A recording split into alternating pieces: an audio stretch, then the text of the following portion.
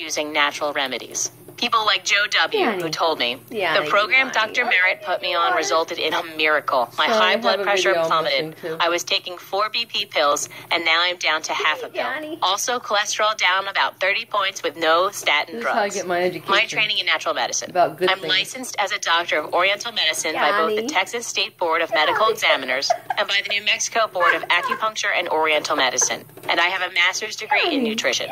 It's led me to understand and heal disorders at the root cause. Because it's only when you get at the root cause of your high blood pressure that you'll be able to solve it permanently. I have water babies. And that's what I want to help you with today. By helping you understand exactly what's causing your high blood pressure, so you too can experience the dramatic drops in blood pressure that you've heard about already. You see, once you understand the cause, you'll see exactly why pharmaceutical drugs have failed to provide a permanent solution. So first things first, what actually causes high blood pressure? Well, if you're like the vast majority of people with high blood pressure, doctors will tell you it's a mystery. Here's a typical answer from WebMD. In as many as 95% of reported high blood pressure cases in the U.S., the underlying cause cannot be determined.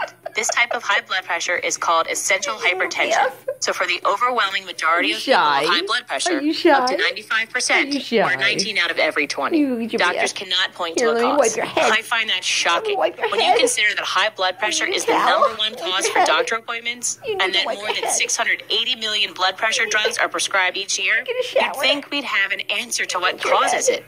But we don't. So to me, the real mystery is, why doesn't the medical establishment know what causes high blood pressure? Well, it's certainly true that the big pharma lobby doesn't help. Better for them if it remains a mystery that can only be helped with drugs. But we can also get a clue to this mystery from the way that doctors treat the small minority of patients who have what is called secondary hypertension. Remember, this is for the small minority, just 1 in 20. So if you have high blood pressure, it's probably not this kind. Here's WebMD again with the definition. When a direct cause for high blood pressure can be identified, the condition is described as secondary hypertension. Direct causes? Like what? A typical culprit is kidney disease, which raises blood pressure as a byproduct. Now, the words direct cause are a big clue to the mystery, because doctors are trained to look inside the body for a mechanism that causes disease. In a way, they're glad to find a case of secondary hypertension, because then they can point to one part of the body, like the kidneys, and say, that's the cause of your high blood pressure. But with most cases of high blood pressure, they can't point to anything inside the body. And that's because it's not inside the body. It's all around us in what I call the modern toxic environment. The modern medical system simply doesn't know how to deal with these outside causes. It's not something you can attack with a scalpel or a drug. So they never get at the root cause. Instead, they prescribe drugs to treat the symptoms.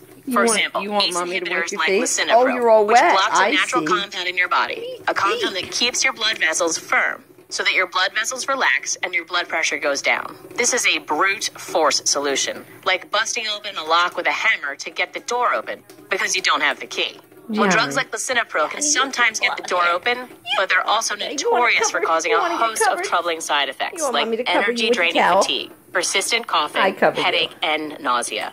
That's why I look for the key to the problem, allowing me to understand the root cause of our high blood pressure, the modern toxic environment, which helps explain why rampant high blood pressure is so prevalent today, afflicting 63 million Americans. That's 1 out of every 3 adults. See, our ancestors didn't live in the world we do now, which is why they didn't seem to have the same rampant problems with high blood pressure. And even today, some of us are just more susceptible to the dangers of the modern toxic environment, which is why some of us develop high blood pressure, but others don't. So what are these dangers? The chief culprit of this toxic environment is the #1 worst food I promised to tell you about. What you must avoid if you want to lower your blood pressure. I'm talking about the factory-processed, mass-produced packaged food that big agri-companies have flooded the market with. These foods are injected with buckets of sodium to preserve them for the long months spent in delivery trucks and on shelves, and saturated with sugar to fool our taste buds into thinking the cardboard ingredients are good. And what about the laundry list of unpronounceable chemicals on their ingredient labels?